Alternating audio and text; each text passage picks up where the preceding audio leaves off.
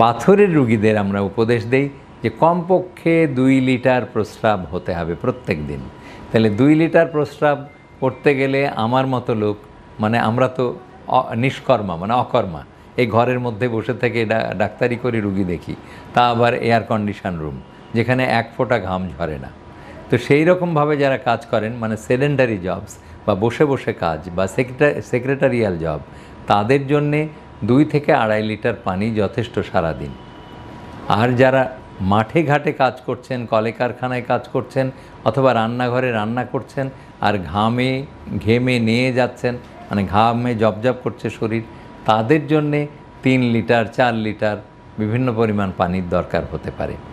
যেমন একজন রিক্সা টানছেন যিনি, তার পানি আর আমার পানি সমান নয়। আমাকে 2 লিটার পানি হলেই আমার চলে যাবে, কিন্তু একজন রিক্সা টানছেন যিনি, সেই ভদ্রলোকের কমপক্ষে 4 থেকে 5 লিটার পানি লাগবে।